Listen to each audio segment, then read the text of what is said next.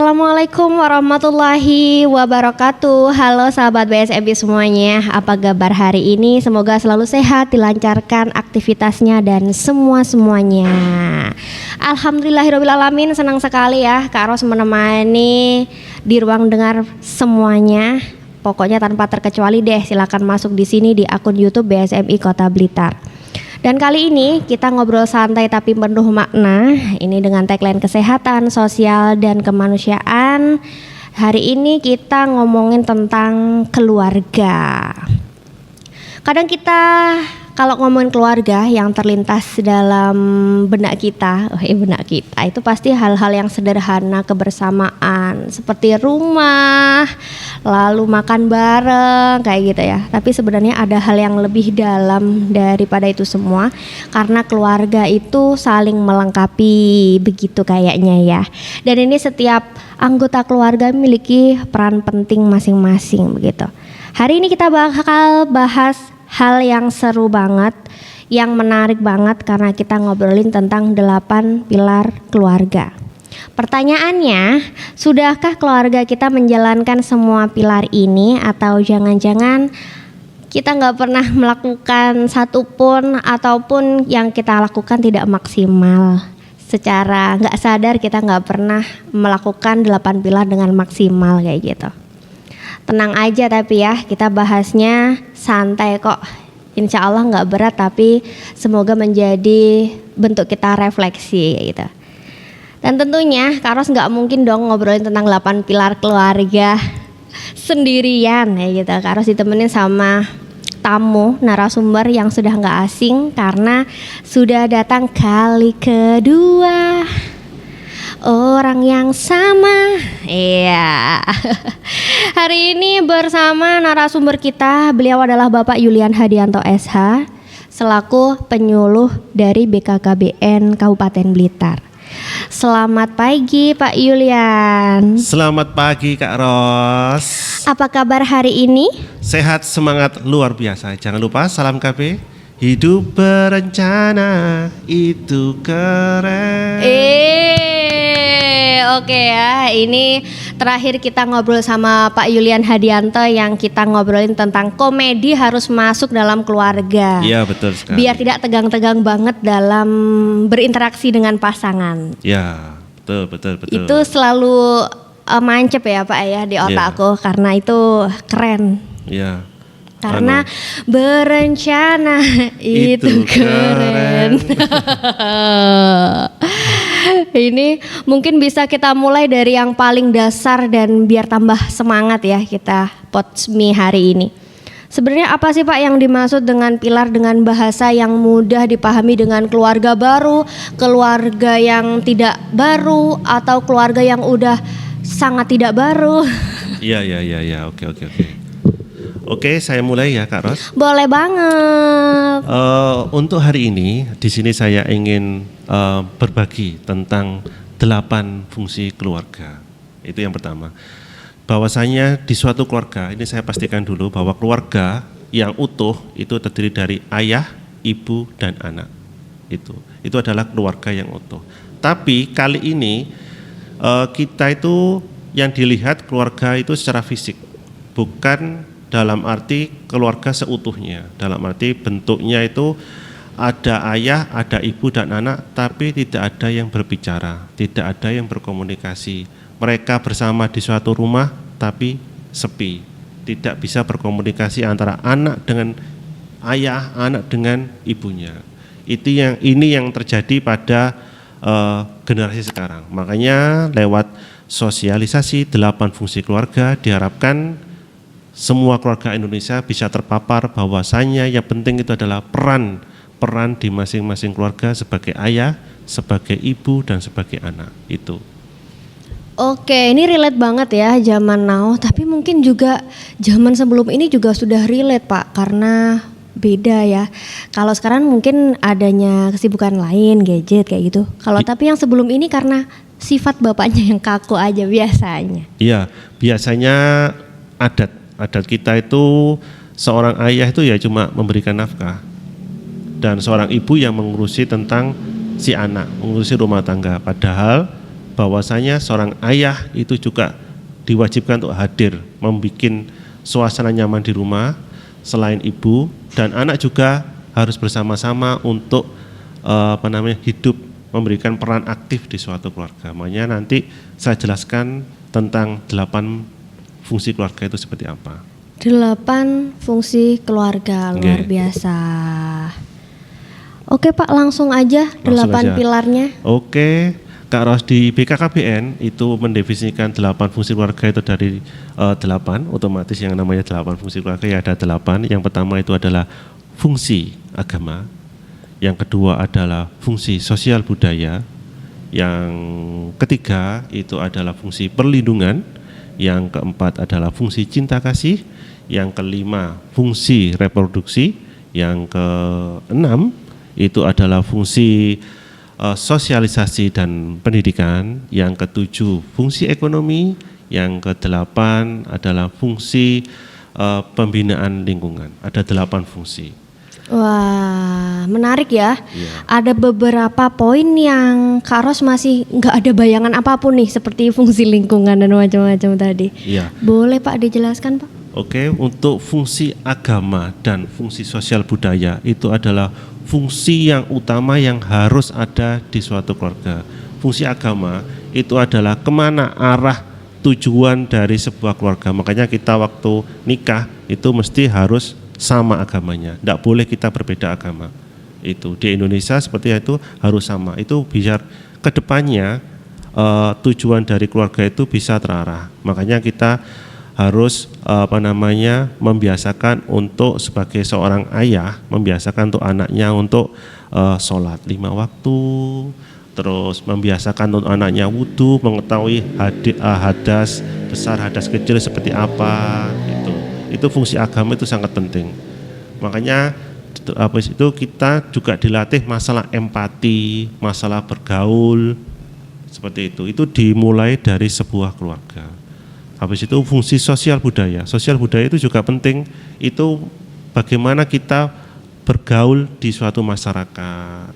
Itu kita latih mulai dari lingkungan terkecil. Berbicara di keluarga itu cara mengatasi permasalahan seperti apa. Berbicara kepada saya dengan istri saya seperti apa. Saya dengan anak saya seperti apa. Dimulai dari suatu keluarga. Kalau kita di rumah itu kita berbicara kasar, ya otomatis anak kita akan terbiasa kasar, baik itu di lingkungan sekolahnya dengan teman-temannya. Itu bagaimana kita bergaul, bagaimana kita menyelesaikan masalah. Kalau di keluarga itu sering bertengkar, otomatis si anak itu akan resek ketika di luar, karena di keluarganya itu dilatih untuk bertengkar dengan suatu keributan-keributan. Itu fungsi agama dan fungsi sosial budaya. Berarti sejak dini memang ditanamkan juga ya? Iya dari betul. 8 pilar ini. Betul sekali. Makanya di lingkungan keluarga dimulai dari agama, dimulai dari membangun empati, membangun berbicara, caranya berbicara kepada ibu, cara berbicara dengan dengan ayah, terus sosial budayanya kita sopan santunnya seperti apa, cara bergaulnya seperti apa, itu dimulai dari keluarga. Makanya fungsi yang pertama itu adalah fungsi yang terpenting. Itu fungsi dasar. Oke. Dan Berarti, fungsi yang kedua, Kak Ros, fungsi yang kedua itu jauh lebih penting lagi. Oke. Makanya harus berkelanjutan fungsi-fungsi itu. Yang fungsi kedua, fungsi yang ketiga dan keempat, yaitu fungsi fungsi agama, sosial budaya. Habis itu fungsi perlindungan dan fungsi cinta kasih. Itu adalah bentuk hak dasar dari manusia. Yaitu hak dasar manusia itu apa Kak Ros? merasa aman. Merasa aman dan merasa dilindungi dan merasa dicintai. Iya. Karena kalau kita pulang ke rumah kita tidak dianggap, itu sama aja dengan kita belajar untuk tidak dimanusiakan. Itu merasa dilindungi dan merasa dicintai. Banyak kasus yang masuk di dinas kami itu anak-anak yang merasa tidak dilindungi di rumah, dianiaya, ada namanya kekerasan terhadap anak, merasa tidak dilindungi, tidak dicintai karena ikut mbahnya dan ayah ibunya broken home. Jadi merasa tidak dianggap di rumah itu. merasa ada di rumah itu, tapi ayah dan ibunya sibuk gadgetan. Tidak hadir. Tidak hadir. Jadi yang penting itu kehadiran bukan hanya fisik, tapi kehadiran secara emosi. Kita sering tanya kepada anaknya, tadi sekolah ngapain, tadi di sekolah ada apa aja, kita cerita. Nah, ketika fungsi cerita dan komunikasi itu bisa dilakukan di rumah, itu akan terbentuk dan membuat namanya keluarga itu merasa dicintai, dibutuhkan, dan merasa dilindungi. Itu Carlos. Berarti benar banget ya, nikah tidak modal cinta saja.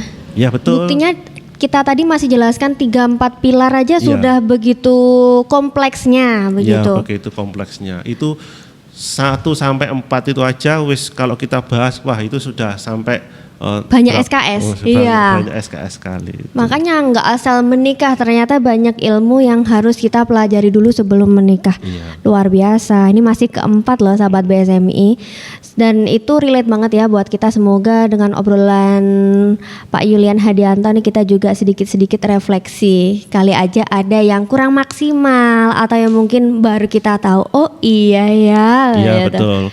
Bagi saya juga pun sebagai seorang ayah itu juga tidak bisa memberikan peran sebagai seorang ayah itu juga tidak bisa. Tapi kita pastikan dimulai dari hal yang kecil, kita bersama-sama membangun keluarga dengan kesadaran dan kemauan dengan tumbuh untuk bersama-sama di suatu keluarga.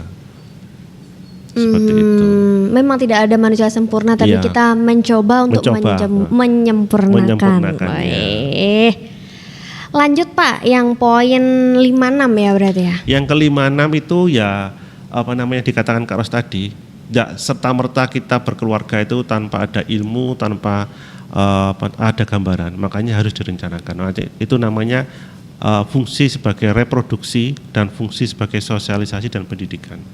Reproduksi ya seperti slogan dari BKKBN, berencana itu keren, harus direncanakan, membentuk manusia dan memanusiakan manusia. Jadi kita membuat kasarannya itu membuat anak, tapi tidak siap, tidak siap untuk gimana untuk mendidiknya. Kasarnya kita masih kepingin me time, terutama seorang ibu, seorang ayah. Seperti aku kepingin masih jalan-jalan. Mancing mania. Aku masih mancing, terutama laki-laki. Aku masih kepingin trek-trekan. Oh, trek-trekan, ya. Kemarin dari kami kemarin juga ada calon pengantin itu masih masih kepingin balapan di JLS. Oke. Gitu. Ya nggak apa-apa sih Pak kalau weekend. Istrinya cuma diem aja, soalnya mungkin masih catin calon pengantin. Tiba-tiba bujuku senengannya trek-trekan. Itu. Keren banget tuh. Ya seperti unik itu ya. Gambarannya. Makanya harus disiapkan namanya perencanaan. Makanya di kami kita mensosialisasikan berencana itu keren, karena perencanaan itu amanah dan sebaiknya direncanakan dengan sebaik-baiknya. Dan perencanaan ini memang harus komunikasi berdua. Iya betul. Betul. Disiapkan terutama si istri, apa sanggup apa enggak nanti hamil anak kedua, padahal anaknya masih kecil sekali. Ini aja belum selesai, apalagi yang sesar. Iya. Makanya harus disiapkan dulu gimana si istri siap apa enggak, si suami ekonominya siap apa enggak, sanggup apa enggak nanti membantu istri untuk menggendong, memandikan. Tapi kalau laki-laki mah kadang-kadang iya aja awalnya. Mencuci gitu kan, namanya bayi itu kan harus maunya tidur kan ya. Kalau malam biasanya kita lelah itu bayi ya tetap bangun. Dan kita harus berdua untuk menjaga. Harus saling mengisi biar staminanya sama-sama sehat. Besok pagi kita sehat itu. Ya harus bersama-sama. Saya jadi agak flashback dikit jadinya. Memang itu fase-fase yang super melelahkan di 3 bulan pertama memang. Iya betul sekali, karena si istri harus butuh tidur, butuh istirahat karena habis melahirkan, sedangkan si suami, wah itu harus komunikasi lagi dan harus punya basic sendiri. Kalau nggak gitu, tidak ada kesadaran, tidak ada kemauan, yaitu kembali ke itu cinta kasih. Merasa dikasih, merasa dicintai. Aku loh Mas aku ya kepingin dicintai meskipun sekarang aku sudah melahirkan sudah enggak sebagus dulu. Merasa dicintai itu penting sekali. Iya betul sekali, apalagi perempuan ya. Tapi juga laki-laki mungkin juga butuh juga ya Pak ya.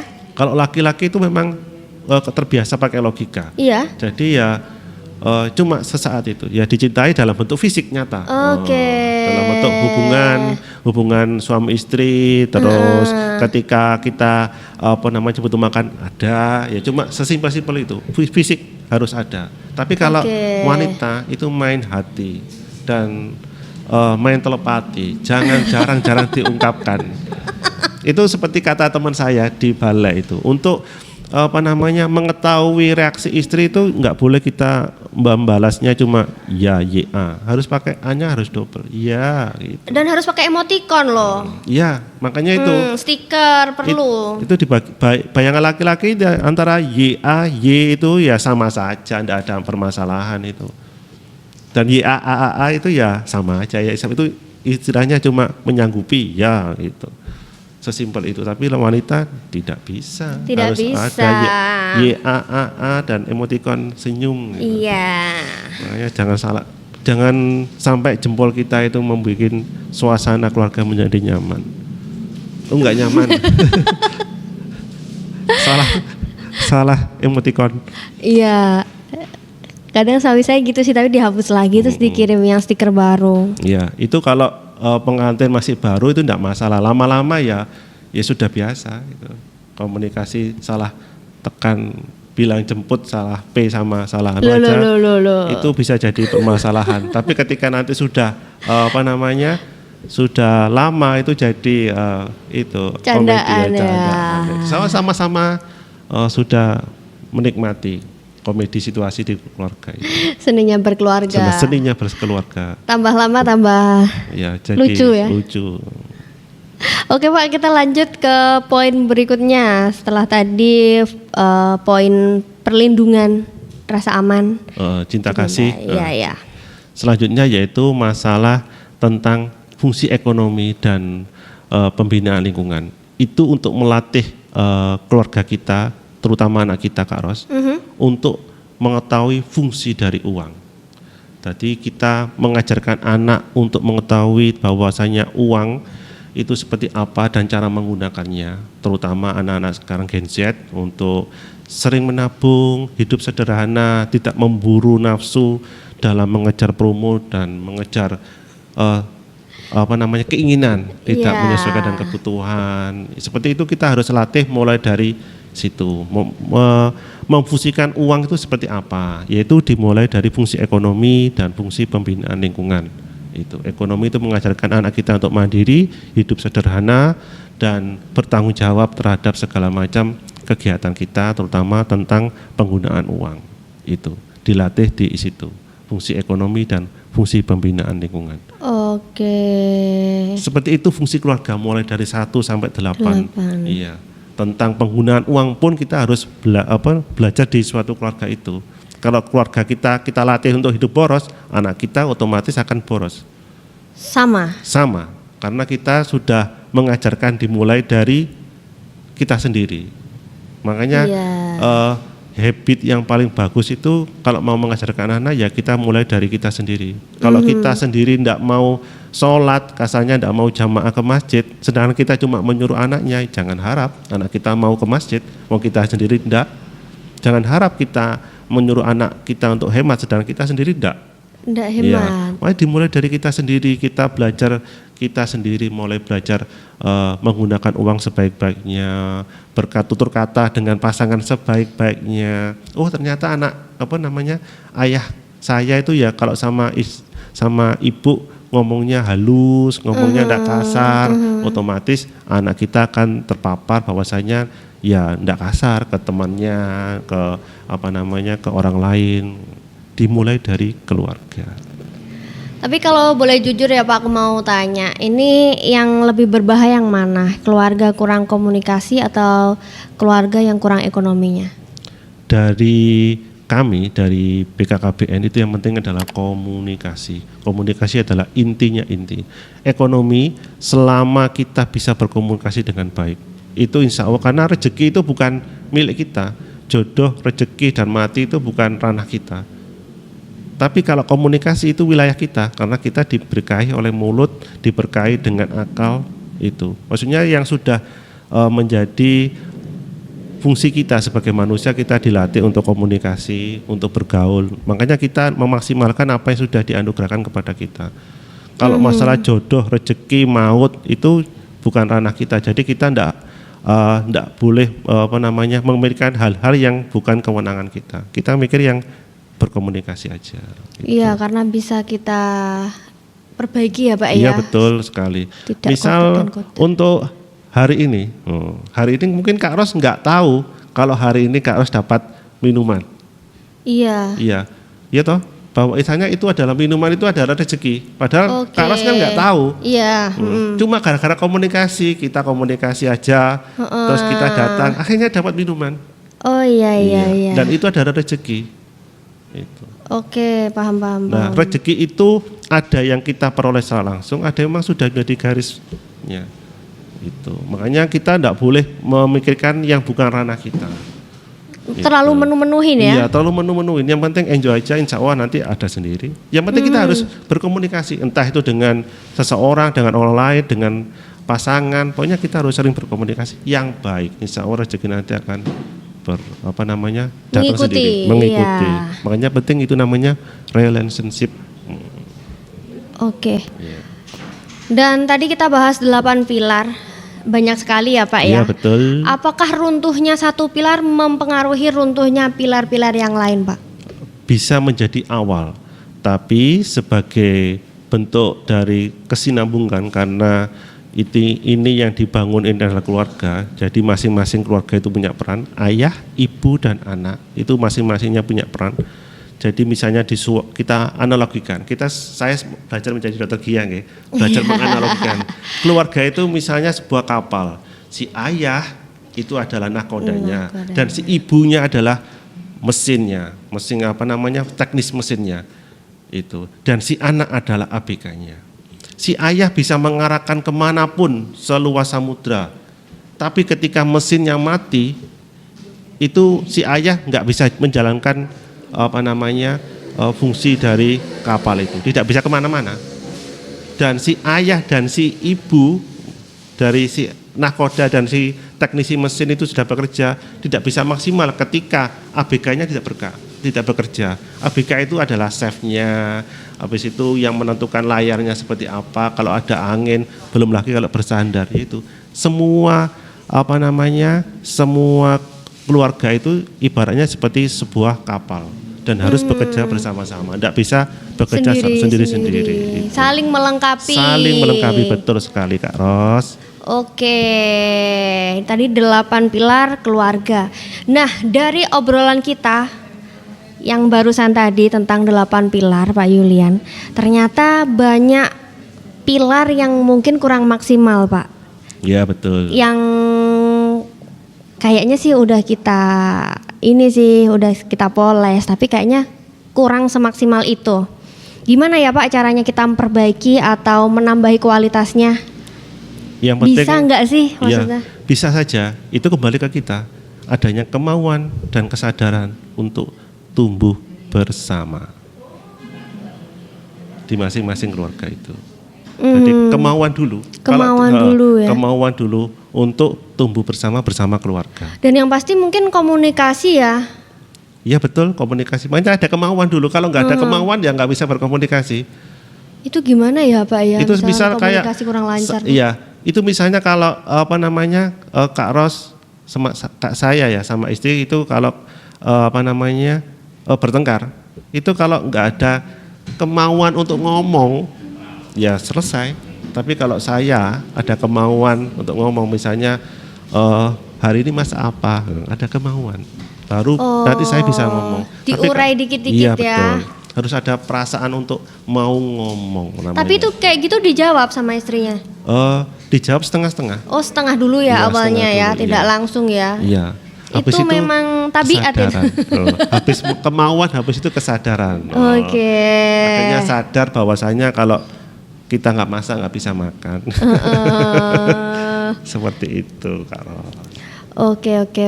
Itulah tadi 8 pilar keluarga yang kayaknya kalau dibahas satu podcast ini juga nggak bakal habis. Ya betul. Karena setiap hari adalah belajar katanya Pak Ya, Julian betul. tadi ya.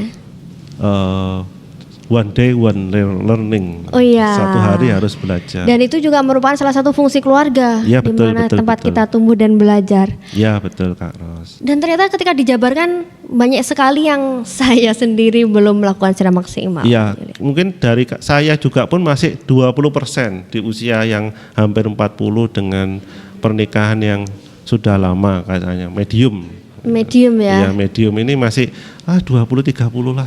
Yang penting kan one day one check out. Tadi nggak salah ding. One day one learning ya. One day one learning, belajar memahami sebagai ayah, belajar memahami sebagai ibu, seperti itu.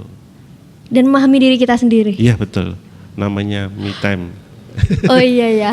Oh nanti ya, Nanti ya. untuk Oh iya minggu depan iya dengan iya. narasumber yang ganti itu. Oh iya, ini pakar me time kayaknya Pakar ya. me time-nya. Oke, sahabat BSMI, ini dari balik layar sudah kasih kode gini nih. Saatnya kita harus memotong pembicaraan kita untuk kita lanjut kapan-kapan kayaknya Oke, Pak Yulian Hadianto. Terima kasih Pak Yulian. Iya sama-sama Kak Ros, Obrolan- sama-sama teman BSMI, terima kasih banyak, sukses selalu. Terima kasih, obrolannya ringan tapi sangat dalam. Iya, istilahnya daging banget. Iya, daging banget. Terima kasih sahabat BSMI semuanya. Jangan lupa like, komen, dan subscribe akun YouTube BSMI Kota Blitar. Dan buat sahabat BSMI yang mau sedikit mendonasikan, langsung aja di sini. Untuk kegiatan-kegiatan BSMI Kota Blitar ada hitan masal, ada bakti sosial, podcast seperti ini, dan lain-lain.